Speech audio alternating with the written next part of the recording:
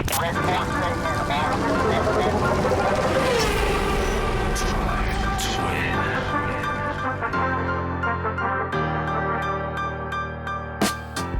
welcome everyone to Drive to Win. This is a very special episode because it is the Sunday after the second annual Concours at the Wynn Las Vegas, and I'm joined finally by a human being in the studio, Jay Leno. Well, thank you. Thank you for prefacing it with a human being. I appreciate that. Well, it's also in person and alive. Right. Did you see my text after the second fire I sent you after your second injury? I said, you are doing your best to kill yourself. Well, I appreciate that. Thank you very much. I didn't know if I could be more emotional. There's nothing more personal than a text, really. No, it was, I know, but I figured everyone in the world, I mean, our mutual doctor told me you were okay, Dr. Ron. Right. So I like to use just the least amount of letters, how, an R, and then a U. You know, this way you don't get exhausted. No, and it also reflects my youth. Well, thank you. So, well, we're here on these the day after this Concours that they had out there, and I've got to tell you, it was a very special event. They do a nice job here. I was the MC last year. Yesterday, sorry, you got fired in my favor. Well, actually, I didn't, but I had a real job on Saturday. Okay. So I didn't get. I was cheap. Yeah. That's what they told me. Yeah. So, but anyway, they really do a nice job because the funny thing about Vegas is a lot of. I love seeing spouses, be they male or female, just get dragged to these car shows.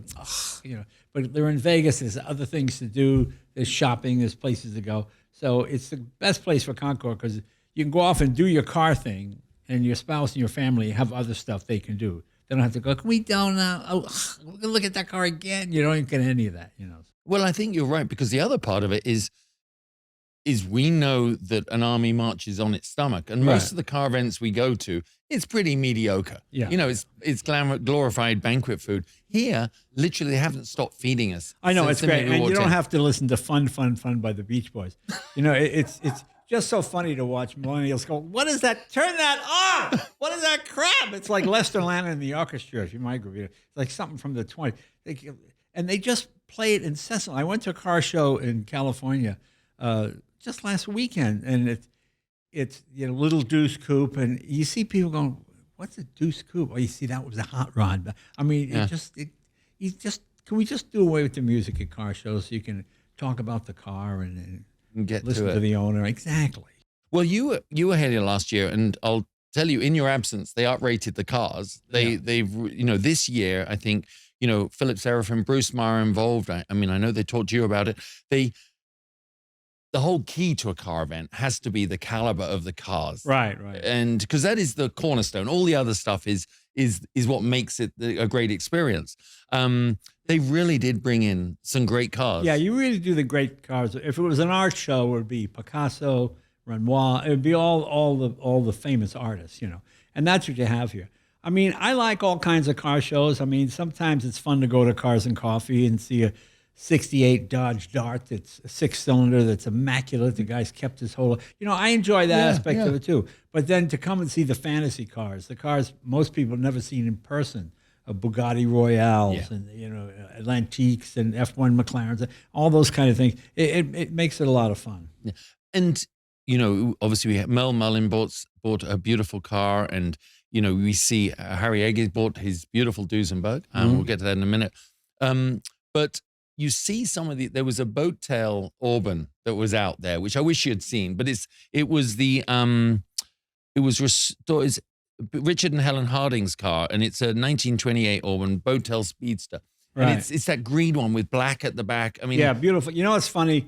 There are so many cars that have been recreated either in fiberglass or something, and it ruins it for the real ones because they're always off just a little bit. It's like when you ever go to dog show, you see those St. Bernards that have that kind of both people in the same line. You go to pet them and they go, and they run off. That's what those kind of cars remind me of, because they don't drive like the real one. They don't sound like, they just look a little off. When you look at like a 32 package, you look at the grill. The grill goes like this, this, and this. Then you look at the headlight, and the headlight goes this, this, and this. And then you go into the headlight, you look at the glass, and the glass goes this, this. It's all a percentage of what would just taken down. And it's the attention to detail. And when you see these replicas, like the Auburn Speedster is one that's been replicated God, probably one of the first replica cars since the 60s or 70s. And I seen so many bad ones that when I see a real one, oh, that's what it's supposed to look. It kind of ruins it for me. It's like when you see those bad Cobra replicas, Well, Bruce said it. Yeah. Bruce had with his Cobra, he goes out and someone says, nice replica. Right. And he'll go, no, that's actually the first Cobra ever made. Right. He's like, there's no point in taking to a car show because everyone thinks you got a replica. Right, exactly. Which it could be with Shelby, of course. They did make more than they. Yeah, he was a character. He was a funny guy. Did you get to know him well? Yeah, he came to the garage quite a few times, and he was a car salesman. Like when he did that Aurora engine. Remember that? What was that one in the 90s? Oh, he did. Shelby 1 or something. Yeah, it was like he did special engines for he said, Jay, this is the best car I ever built. I went, Carol. No, Jay, this is Carol. I got my hand on my wallet. Oh, it's going to disappear. Oh, my wallet's gone. What happened? But I love the guy. He was great, but he was a salesman. Well, they had an entire class of cars, entire group of cars which were actually judged by their own judges, which is a way to win an event. Right. And Aaron was here, who's his grandson. Right. And he represents the brand very well, but he's always saying, you've got the one side of the story and you've got the other side of the story, but they had some beautiful cars out there. And of course, they at car shows always resonate. Don't you? Seeing a big Shelby GT350 or something. I mean, why are those so popular still? Well, it's funny, when the Mustang came out, in the first year they sold 1.5 million. And at the time, car collectors said the Mustang will never be a collectible because they made too many of them. They're everywhere. But because they're everywhere, everybody has a memory of it. So they want to, we here in America, we don't save anything. I went to visit my aunt in Bury St. Edmunds in England. And the vicar, the local minister, as he's called, he comes over in a 1962 Honda Bentley, those little Hondas, And I go, boy, this is beautiful. Did you just store it yourself? He goes, no, I bought it new. Oh, you bought it new? Because if that was America, you drive that thing, you just beat the crap out of it. You throw it in the back of the garage. It would rust out. Somebody throw the thing in the trash. But in England, where cars are valued a bit more because they're expensive and motorbikes, the vicar bought it new, maintained it, changed the oil. It looked like a brand. It was 35 years old at the time, and that's fabulous. That's what's kind of fun. So that's like with the Mustang. They built 1.5 million, and probably 500,000 got destroyed right off the bat. I mean, I remember looking at a '65 Shelby GT350 that was really beat. I mean, just beat. The guy wanted $600, and I went, I can find a better one for $600. Well, next time I found one, it was $60,000. Yeah.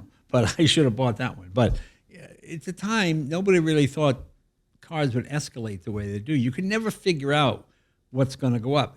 I mean, in our, quote, car collecting lifetime, I bought a 2004 Carrera GT. And Seinfeld bought 2 of them. And Jerry drove one and kind of saved the other one. And then he realized, I'm not going to drive the other one. At that time, they were going for as low as 2.25. And he said, he sold it for $275, something like $275, maybe $3. He thought, well, all right, I lost a few bucks on it, but okay. Well, now it's a $2 million car. I mean, but at the time, it's just an old supercar that nobody, and that's reasonably recent. That's the last 15 years, Well, it's what is also amazing. You go out onto the field. We were all walking around yesterday, and someone will get their book out and they'll say, I found it under an apple tree. Right. I found it I don't know where they find these apple trees or these barns or anything. Well, that's another thing. I did some research, and the average farmer makes $42,000 a year. Howie has birdcage Maseratis in his barn. Under a tree and in Ferrari the barn. GTOs in the barn when they move the hay. And, oh, my God, look at that. Oh, and if Fangio drove, oh, my God. Yeah, so that always amazes me how that is. They had, I don't know if we can see the picture, but they had this beautiful Phantom Rolls Royce that they'd restored. Is that coming out, Jeremiah? Can we see it on the screen? I mean, look. Oh, the round door roll. Yeah, round door roll. The most awful car to drive. You can't imagine how horrible that car is. Look how low it is. Okay, if you go over a dime in its heads, you're going to hit the. It was found 1952, but it was rusted in the back of a garage. Typical. I mean, like a total piece of crap out the back. But here's what I always think about, and I know you've sometimes bring it up. most people, when this came out, were like basically out of their horse and cart. And they're strolling along. Is that when poor people really started to hate rich people? Because this guy that was thundering. built to run over poor people. That was the idea behind it. Come on, where's the rent? Come on, you old lady, give me the rent. You slam her against the car. You take her purse, and then you go, you're Mr. That's what Mr. Potter would buy. That is Mr. Potter would buy. Wonderful Life. Yeah, that's what it was. They were just built to run over poor people. And something like that probably cost $25,000 new. 2 years later, $1,800. Really, it was. But don't forget, it was the beginning of World War II. Gas was scarce. You couldn't get tires. Nobody wanted. I mean, I have a Duesenberg. It was the most expensive Duesenberg ever built, when it was the aerodynamic coupe, and it was $27,000 brand new in '32, and it was bought by Lilly, the pharmaceutical guy. When I got it, it was a tow truck. It had a guy at a gas station bought it, and he cut the back of it off and put a rig so he could lift the cars on it, because the Duesenberg engine, 421 cubic inch, 260, it was the most powerful American car until the Hemi came out in the 50s. So it was great for a tow truck. And to him, it was just an old car with a big engine, Yeah. So, and then, did you restore that? Or? I restored that. Okay, yeah. Wow. It is imposing, isn't it? But it was representative of the might of America. You guys were mighty.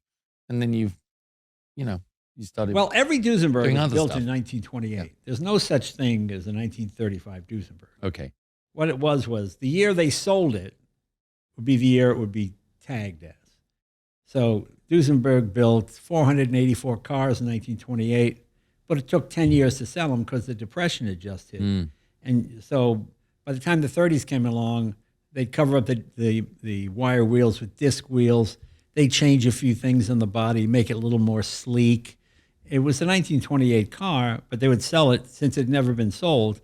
Okay, now it's a 34, it's a 38, Yeah. Well, I wonder, this was our pre-war best of show winner, and it was pretty undeniable that a car like that should win at an event like this. I know we get used to them at Pebble Beach. This is a former Pebble Beach winner. That's Ab Jenkins' car. Ab Jenkins was a Mormon. Yeah, that's why he's called the Mormon. He drank milk. He didn't drink alcohol. I mean, he was an endurance racer. He drove that car 24 hours straight at 100 and something miles. It was 135 miles an hour average on the in that massive 12-mile oval or something. Right. And he drove it nonstop. That car originally had an airplane engine in it. Yeah. And then when they started to restore it, it is funny how that works, because I remember years ago when I first got my garage, some guys from the 200-mile-an-hour club came over. And they were older, maybe 25 years older than I was. And there were like 5 guys in the 200-mile-an-hour club. Now anybody buys a Corvette is in the 200-mile-an-hour club. Yeah. I mean, it shows you how things change. Exactly. That was like, ooh, 200, oh my God, it was like, that's amazing.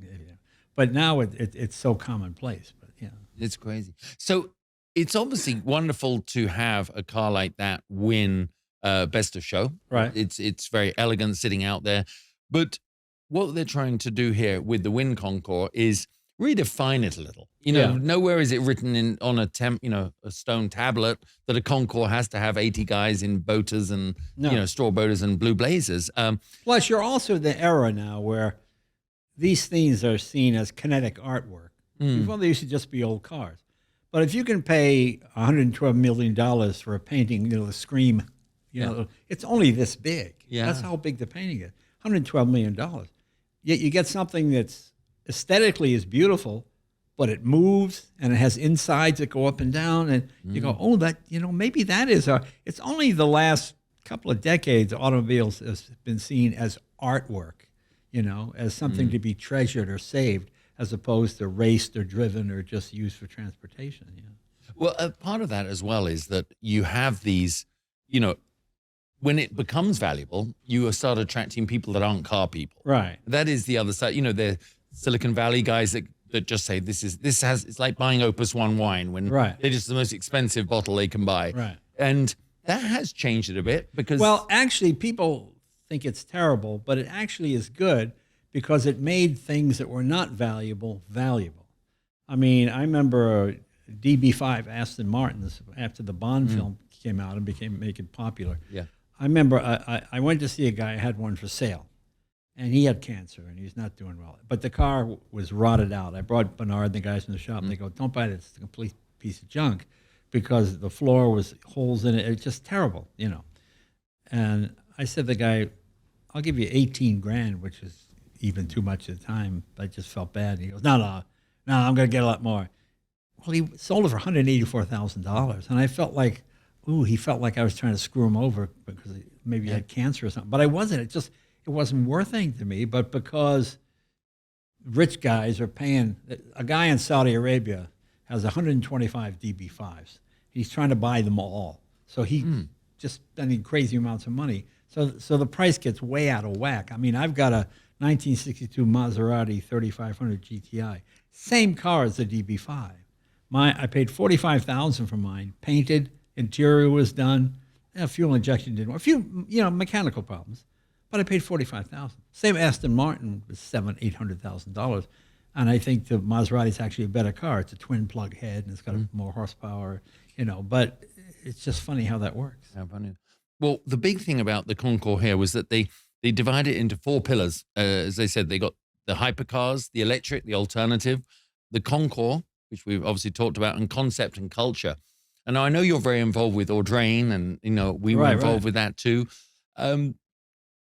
By bringing in different, more diverse categories of cars, bringing in the cars of the future, the hypercars, and all those things, it's very important for the survival of our. Oh, I agree. We will not have a Concours without bringing in young people, and that's right. You've always got to get a new blood in. What's collectible to me. Like to me, you have this thing now called Radwood, which is cars from the 90s, which to me are just used cars because it just doesn't, a Honda Prelude, that's a nice car, I guess. I don't think, it's not a part of my youth. It wasn't the first car I drove. My girlfriend didn't have one. We went to the movie, whatever it might be. So I don't have any relation to it. So I kind of smile when I see guys go crazy for something like that. Because to me, that's just a used car, And the same token, when I was a kid, we used to buy 59 Cadillacs to use in demolition derbies. Yeah. Because, so you buy them for $75, $150, And then like 25 years ago, a friend of mine, I'm looking at this 59 Caddy. I said, how much? 75. I go, 7,500? That's a lot of money. He goes, no, 75,000. I said, 75,000? I had in my mind that they were still a couple of $100 cars. So funny. It's just funny.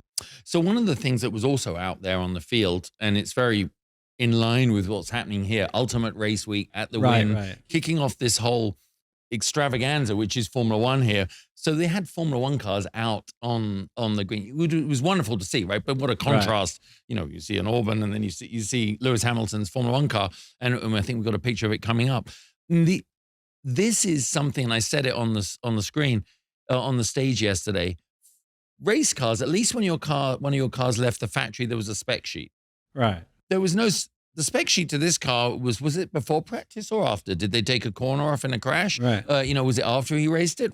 So it's been very interesting the way these cars have evolved at auction to become worth something. Right. Because what is a race car? Well, there was nothing more useless than a secondhand race car. Yeah, totally. The newest model came out, and that thing's old new. You couldn't give them away back in the day. Not at all. Yeah. But it is, the difference is also, we were talking about this the other day too. Like Phil Hill, he used to race for tires. You get free tires and gas, and maybe the sponsor will give you some tires for your own car at home. You didn't get $20 million. I mean, it's a whole different world. No, I mean, but you mentioned when we were up there, Phil Hill was one, but like Jackie Stewart and those guys, they did know how to charge. Sterling did know how to charge. Oh yeah, but even he never became a wealthy man. No. I mean, you made hundreds. I remember watching. Remember that old TV show, To Tell the Truth? People pretend to be somebody else. It's like an American TV show, black and white. I'm watching one day. I'm thinking the guy in the end looks familiar, And at the end they go, my real name is Johnny Unitas. I'm a quarterback for the New York Giants. And in the off season, I sell insurance for the John Hancock Life Insurance Company. Now, he was the most popular, famous quarterback in America, playing professional football in the 60s. He made $25,000 a year. In the off season, he went door to door selling insurance. Oh, aren't you Johnny Unitas? Yes, I am. Can I issue an apology? You know what I mean? So the money has just gotten the whole thing has changed. You know.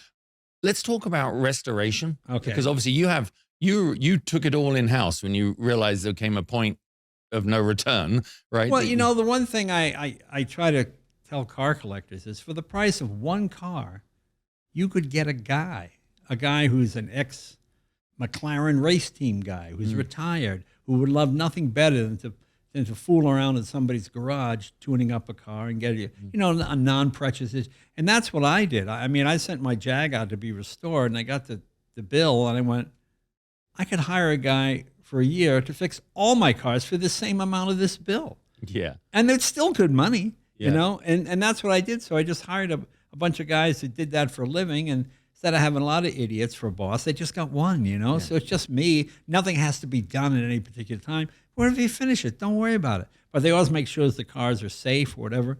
The number of guys that take a car out that's been sitting in the garage for 6 months, they're so excited. They don't check the tires. They don't do the basic maintenance for safety reasons, if nothing else, you know, and they don't. So that's why I always tell guys, buy one less car, but get yourself a mechanic. Get yourself somebody who can run your shop and keep track. Last time the oil was changed, last time, you know, all those kind of things. Hey there, race fans. Justin Bell here. If you're anything like me, driving probably means quite a lot to you, and not just racing, all driving. Nowadays, I'm sure you feel like I do sometimes, too distracted with texts, emails, work calls, and social media to get out there and simply enjoy the open road. I've always had a love of driving, and that's what Mobil 1 is all about. A reminder that even when life starts to feel too full of screens and routines, the ultimate escape is waiting patiently in your driveway.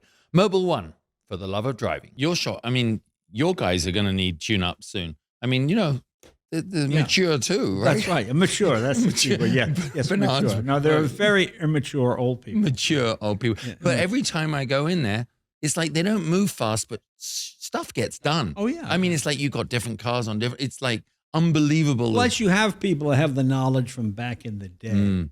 You know, it's funny because I work a lot with McPherson College, and I meet young kids, and they go, you know, I get computers, but man, those jets for the carburetors, how do you forget? Well, that seems like the easy part to me, changing jets. But to them, they, you know, putting something in a computer, that's the way you do it. So it's good to have a little bit of old school and new school.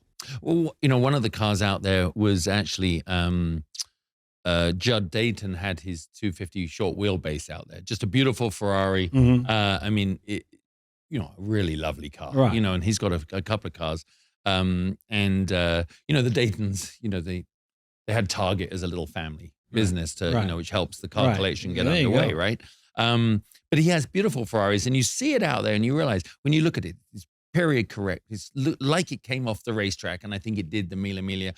And you look at these cars, can you just give context to the level of preparation and the level of restoration these cars go to? Because for most people that have never done it, we have no idea of. Well, you're living in an era now where technology is cheap and labor is expensive.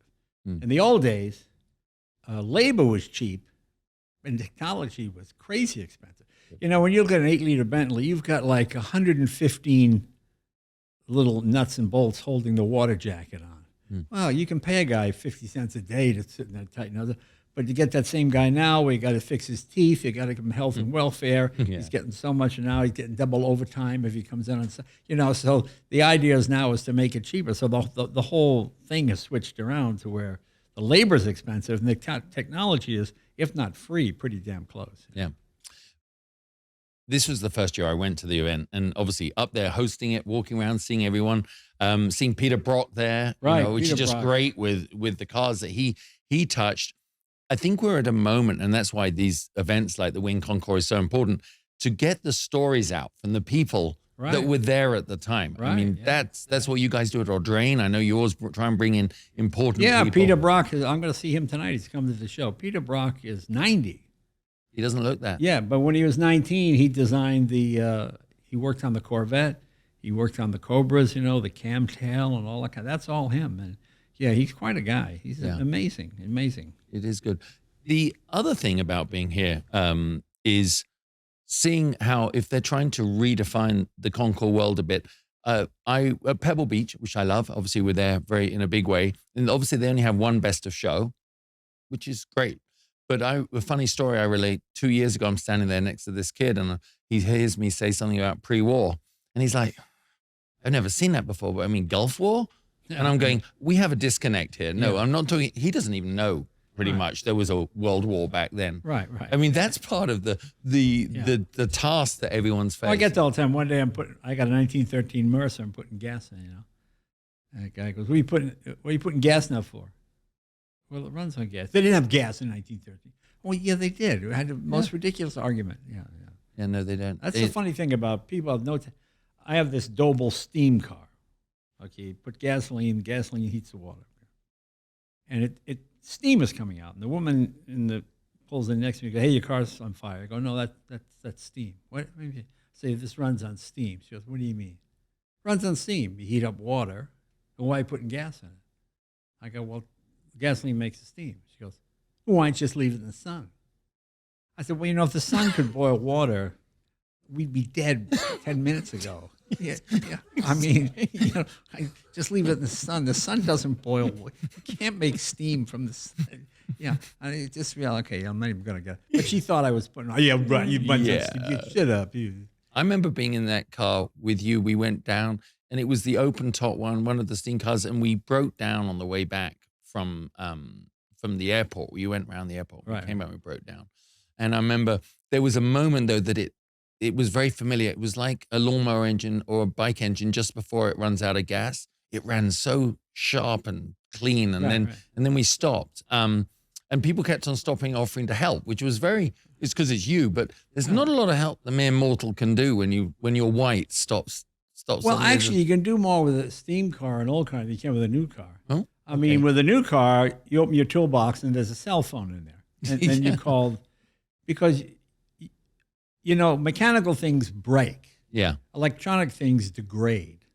And when something degrades, it looks brand new. I mean, you open a car, you've got 15 relays. They're all bright blue. Which one is bad? I don't know. In the old days, well, that one would be burnt, or it'd have some reason to think it was bad. Yeah. Now you have to place all of them to figure out which one's the bad one, So to me, you're actually better off in an old car. In fact, I contend that like a Model T, if you put it out in the woods for 100 years, it's more likely it would start than a car built today, because it's all electronics. And once electricity gets at it, it begins to degrade, and that's the end of it. That's the end of it. I want to tell you, I think it's great news, because back on the Best of Show thing, they then did a post-war class, and actually quite unanimously, the Mura one, which, I think I just got the year of the one. It was the 69 Mura S. Yeah. And, orange, very like yours. Right. It just, some people, it was when it came across the ramp, it was as though they'd, never seen one before. Right. Well, you probably haven't, because they only built 861, I think. Yeah. Yeah. But the thing about it, the thing about that era is, my two favorite years are 1932 and 1966, because 1966 was the last year of pure design. You could sell a car in America that looked like whatever you wanted it to look like. Now the headlights have to be this high. You have to have this much safety built into it. There's all kinds of rules, and for the better, but not for better looking. In the old days, the Mura, you can see the designer just wanted, the car had eyelashes in the front, Oh, yeah. The Sexy the Italians, and weird. it's supposed to be like the woman, like that. They have that whole Italian thing going. But it's pure design. It's the most unsafe thing. There's no crash protection. There's nothing. There's no steel door beam guard, but that's why it only weighs 2,600 pounds. Yeah. So it's really fast. So those were the last years. After that, the big bumpers and the steering wheel and the giant airbag and all that kind of stuff, it took some of the sort of finesse out of the car. And when it came across, people it was great, because we're a lot of us, if you're judging any of these events or something, you are faced with that dilemma. You're trying to judge across 100 years. Right. And that's not an easy thing to do. So I think it was a great statement for the Wynn Concours. Oh, yeah, I think it is. It's a great idea to having more and more of these specific, so different cars can win every year. It's not always the same thing. I like Pebble Beach, but Pebble Beach is always based on elegance. So you can have a 100-point unbelievable car, that's kind of dull looking but beautifully done, it will lose to a car that's maybe not as well done, but is more swoopy or has some aesthetic that has more appeal. You know, that's the difference. Yeah. Another very popular thing on the field yesterday was the concept cars and the electrification and seeing that. Now I know you jumped on electric when they came out and you were raving about them. You know, you used to go to the studio and back. I know a lot in it. And now I've got a Faraday Future which I'm driving around in, and it is about training your mind to a different way of life. Rather like when the cell phone came out, I remember my grandfather saying, "Not in my life." Oh, I think it was my dad. Why am I going to be tethered to something I need to plug in every day? He was really pissed off about it. Right. And now you have your car plugged in and everything like that. We're in an interesting era, and it's very exciting on design and the technology with electric. Well, it's funny, you know, steam ran everything from about 1810 to about 1911. Then internal combustion came in from 1911 to just about now. And a kid born today will probably drive in a gas-powered car about as often as a kid drives today in a manual shift car. It happens, but it's fairly rare. You know, and each one of those, from 1906 and 7, they each had a third of the market. Electricity was hugely popular, especially with women, because you didn't have to crank it. It wasn't dirty and smoky. Most cars, you had to get, you know, there used to be a song, "Get out and get under my automobile," you know, those kind of things that sounded. You didn't have to get out and get under. Electric car, you just turned the key, the electricity went through the car, and you moved the lever to go forward or backward. Couldn't have been simpler. Trouble was most people did not have electricity in their houses in 1909. Only really rich people did. So in those days, they marketed the cars to women. And as you learn in the car business, you can't sell a man a woman's car. You can sell a woman a man's car. So, but they made them sort of frou-frou, and they had vanity mirrors and, you know, places for cosmetics and things like that. And rich men bought them for their wives to go shopping. Okay. And plus, since they only had a range of maybe 50 or 60 miles, they knew the wife wasn't going to go to the next town. She was going to go to Big Circle. You know? She couldn't get away. Couldn't get away. It was quite secure in that way. Well, I'm gonna ask you a couple of questions now. It's called our Mobile One Pit Stop. All right, Mobile One Pit Stop. For the love of driving, and I'm making these up, Jay, because I didn't write any. All right, go ahead. In the event of a fire, I know you always say that you don't have a favorite. But which set of keys would you jump for as the building is burning at Jay Leno's garage? Oh, well, I mean, you probably say the most valuable, the F1 McLaren, because that's, you know. Well, you can call me and I'll take that. Yeah. Well, the nice thing about the F1 McLaren, though, is no matter how, you can't total it. Because as long as you have the serial number, it's eminently rebuildable, you know. That's the thing. That's how it's different from other cars that way. So it's worth so much money, you never have to do it as a write-off because it'll never cost more. I mean, I think Rowan Atkinson had one. He wrecked his. It's the highest insurance claim on a car in history. I think it was $1.2 million or $1.5 million or something to rebuild it, but it's worth $20 million. So it'll never be totaled. Yeah. That must have been a fun call to the insurance adjuster. I know. What's the fastest speed you've ever driven at? The fastest speed is 278, Muroc Dry Lakes, the American Eagle. You know that thing? Yeah, that was the fastest car I'd ever been in. And then, you know, it's funny. Carrera GT, you did a lap record. Well, Carrera GT, we went down to, it shows you how far it's come. In 2005, I guess, Carrera GT, we're going to do 100 laps on 191. And, you know, going around, it's a big track. And I'm coming down the straight, and the guy goes like this. Okay. And I let off the gas, and the rear end came around, just spun down the center of the track 7 or 8 times. But I use that old adage, you always hit what you're looking at. So every time I saw the wall, I just cut the wheel. So it kept going, choo, choo, choo. So I flat spotted all the tires, but it didn't hit anything. I didn't wreck the car. But that was a Carrera GT. That was and what's his name? David Donahue. David Donahue. Yeah. No, but Singer. That was his name. The engineer for Porsche.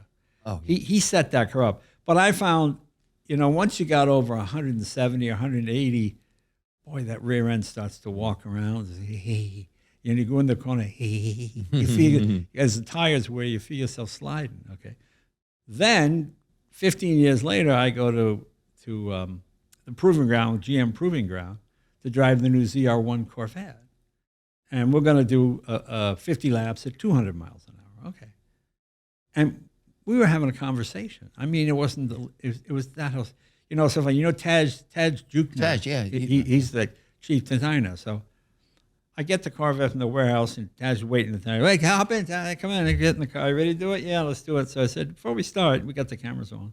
Let me ask something. I said, when's the first time you went 200 in a Corvette? He goes, oh, I never have. I said, you never have? He goes, no, this will be the first time. So your first time was with a 70-year-old comedian who's never driven the car before, never been on the track. And that's the first time you're going, all right, fine. And we did about 50 laps at 204, 208, something like that. It averaged out to 204. But rock steady. Amazing. Nothing like the Porsche 15 years, which is, it was just moving around.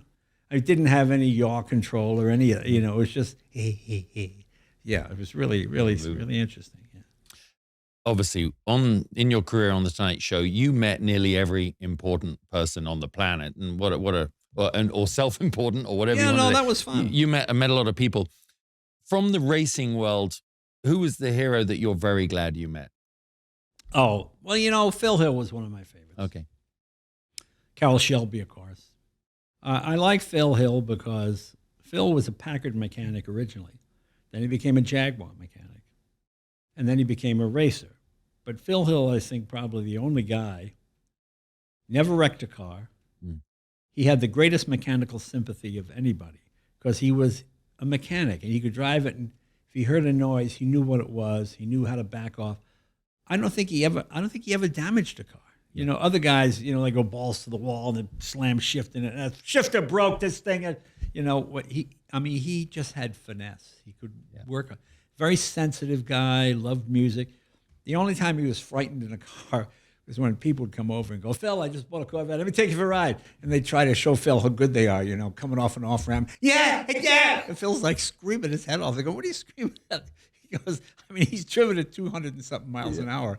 But you're more frightening with the insurance salesman with the new Corvette than you are with that.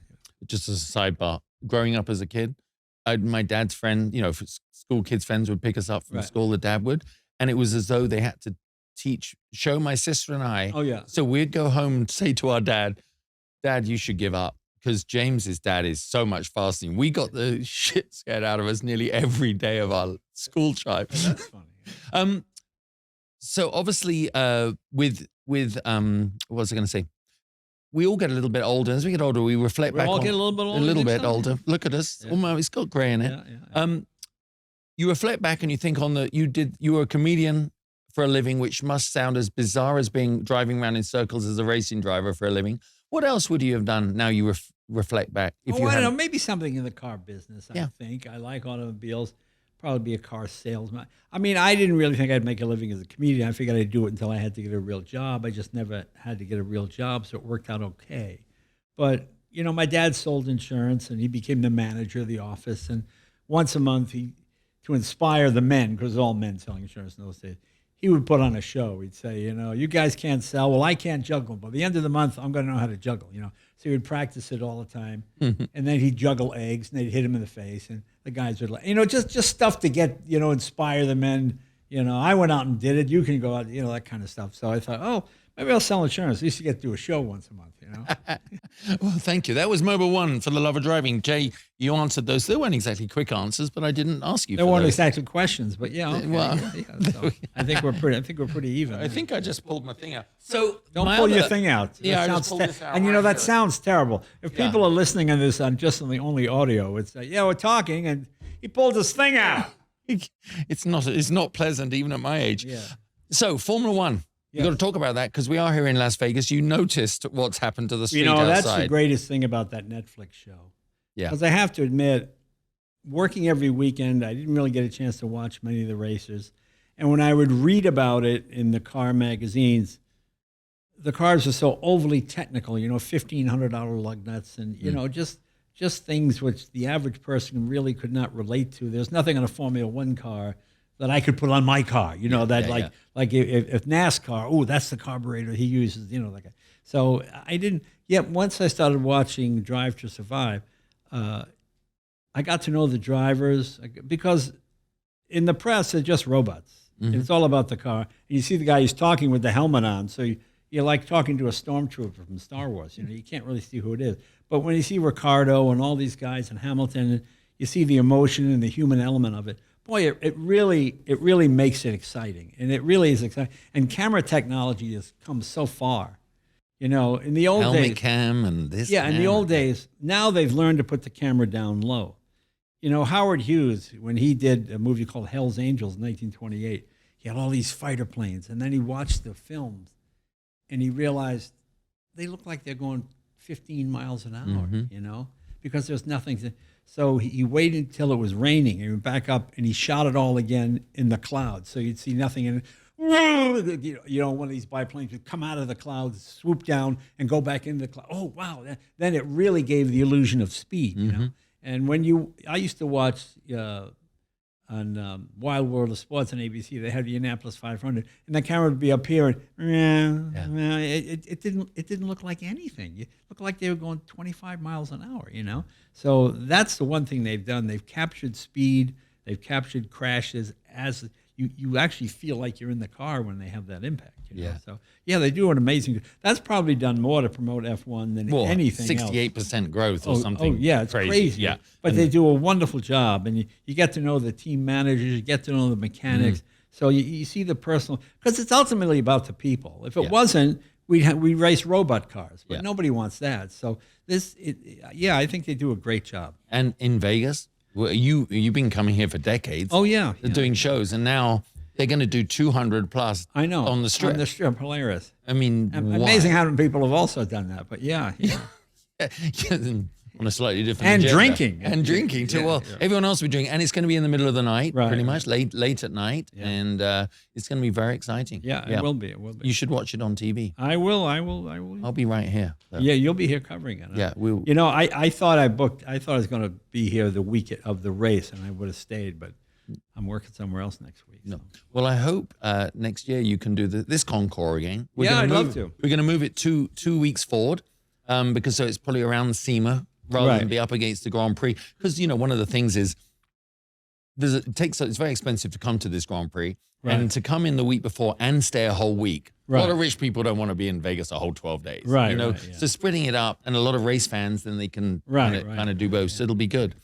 Well, thank you very much, Jay, for coming. Thanks for having me. It's a lot of fun. I appreciate it. Yeah, it's really great. I'm glad we came in. Well, before we go, let's just take a quick minute to highlight 2 top-tier brands which are deeply immersed in Formula One. That's Mobil 1, the official lubricant partner of Oracle Red Bull Racing, and Puma, which is the official licensee of Formula One. Together, they're launching a very exciting initiative. On November 16th, they'll host a rally from Los Angeles to Las Vegas, uniting race fans and car enthusiasts to celebrate their love of driving. You will be able to follow this thrilling experience on Mobil 1 social, both on YouTube and Instagram.